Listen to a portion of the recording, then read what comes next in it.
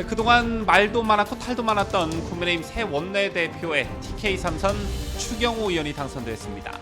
22대 총선 당선자 108명 가운데 102명이 참석한 가운데 열린 원내대표 경선에서 70표라는 압도적 표를 받으며 당선이 됐는데, 추경호 신임 원내대표는 어떤 인물이고 앞으로 어떤 당의 변화가 예상되는지 살펴보는 시간을 갖도록 하겠습니다.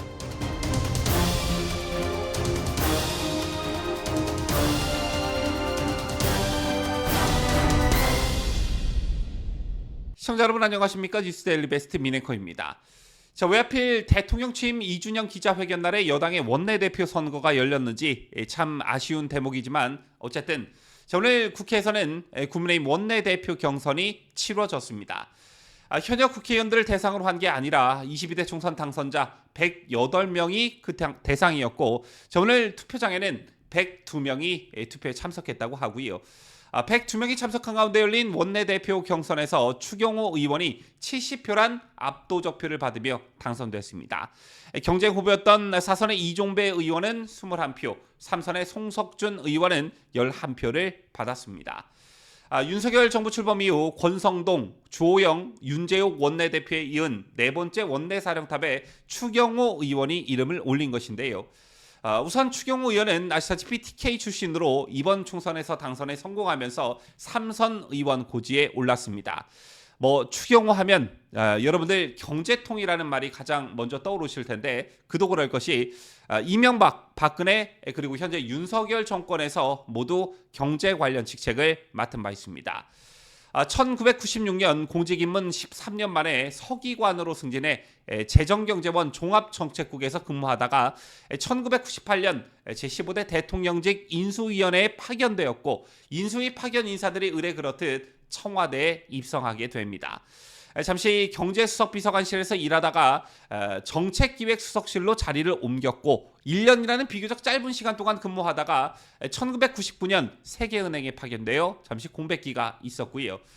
2002년 재정경제부로 복귀해 공직입문 19년 만에 과장이 되었고, 은행제도 과장과 금융정책과장 등을 지냈습니다. 이때 장관이 한덕수 국무총리였다고 하는데요. 그리고 2006년엔 주 OECD 대표부로 파견을 가기도 했고, 2009년에 귀국해 금융위원회 금융정책국장을 맡기도 했습니다. 그리고 무엇보다 보수 정권에서 경제통으로 꾸준히 역할을 해왔는데, 우선 이명박 정부 시기인 2010년 대통령실 경제금융비서관 겸 비상경제상황실장으로 임명이 되면서 2008년에 글로벌 금융위기 후속 수습 대책을 지휘했고요. 2011년엔 차관급인 금융위원회 부위원장 등을 역임했고, 뒤이어 박근혜 정부가 들어선 2013년에는 기획재정부 제1차관을 역임한 바 있습니다. 특히나 2014년 7월 장관급인 제2대 국무조정실장으로 임명이 됐는데, 정홍원, 이완구, 황교안으로 이어지는 박근혜 정부의 모든 국무총리들을 보좌하기도 했습니다. 그리고 문재인 정권을 건너뛰고 윤석열 정부 들어서는 부총리 겸 기획재정부 장관에 임명되면서 활동하다가 이번 총선에서 다시 당선되면서 원내대표에 이르게 된 것인데요. 이 추경호 신임 원내대표와 관련한 정치행보, 개파 이런 것과 관련해서는 글쎄요, 개파색이 짙다고는 할 수 없으나 황교안 전 자유한국당 대표의 최측근이자 친황교안계의 대표주자로 분류되었던 적은 있었습니다. 법무부 장관이었던 황교안 전 대표가 2015년에 총리로 영전하면서 당시 국무조정실장이었던 추경호 의원과 호흡을 맞춘 바가 있지만, 지난 대선 과정에서 친황에서 친윤으로 전향한 것으로 보여집니다. 제밖에도 박근혜 정부에서 국무총리로 활동한 정홍원 전 국무총리가 추경호 의원의 후원회장이 되기도 했습니다. 추경호 의원이 국무조정실장으로 영전할 당시의 국무총리가 바로 정홍원 총리였기 때문에 이런 인연이 있었고, 지난 박근혜 대통령 탄핵 당시에는 탄핵 표결의 찬반 여부를 묻는 지역 언론의 설문조사에서 탄핵에 반대한다는 의견을 표명한 적이 있고, 적극적인 모습은 아니었지만 태극기 집회에도 참석한 적이 있었습니다. 추경호 신임 원내대표의 과거 이력을 요약해서 여러분들께 설명을 해드렸는데, 어떻게 보면 굉장히 화려한 이력을 가지고 있다, 이렇게 볼 수가 있습니다. 하지만 문제는 굉장히 중요한 시기에 원내대표 자리를 맡게 됐다라는 것인데요. 아시다시피 추경호 신임 원내대표가 상대해야 할 민주당의 원내대표는 찐명 중에 찐명, 선전선동에 능한 더불어민주당 박찬대입니다. 추경호 의원이 여당의 원내대표가 된 날 박찬대가 뭐라고 했느냐? 물론 신임 원내대표 추경호 의원을 의식한 발언은 아니었지만 박찬대는 한 라디오 프로그램에 나와 지난 2016년 당시 야사당 의석은 170석밖에 없었지만 실제 박근혜 대통령에 대한 탄핵안 의결을 할 때는 찬성표가 234표가 나왔다라고 발언했습니다.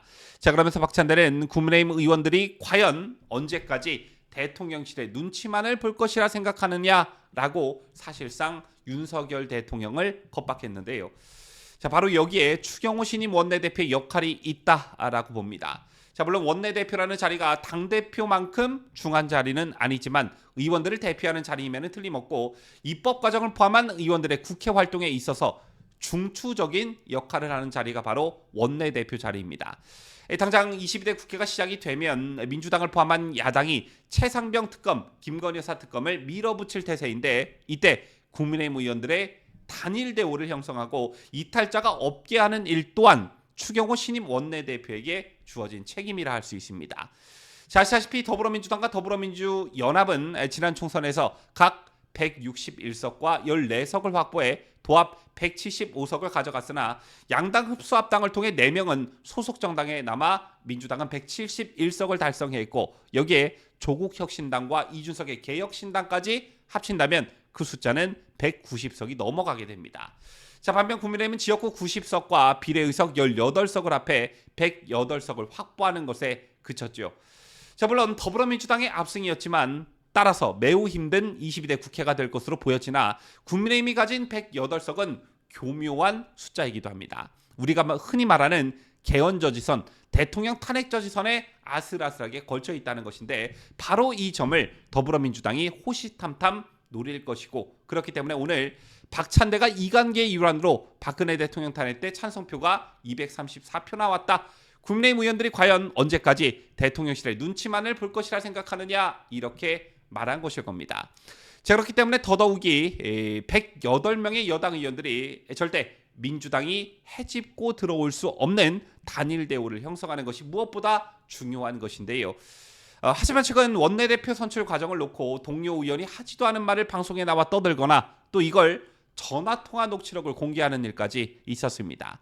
같은 당 동료 의원들 간에 생긴 일이라고는 믿기지 않는 그런 일이 생기고 만 것인데 저런 어수선한 분위기를 추경호 신임 원내대표가 어떻게 헤쳐나갈지 또 민주당을 상대로 어떤 리더십과 지략을 보여줄지 걱정과 기대가 공존하는 그런 때인 듯합니다. 모쪼록 추경호 신임 원내대표의 당선을 축하드리고 그 어느 때보다 어깨가 무거움을 잊지 않으셨으면 좋겠습니다. 지금까지 저는 자유대한민국을 소화하는 뉴스데일리 베스트 민앵커였습니다.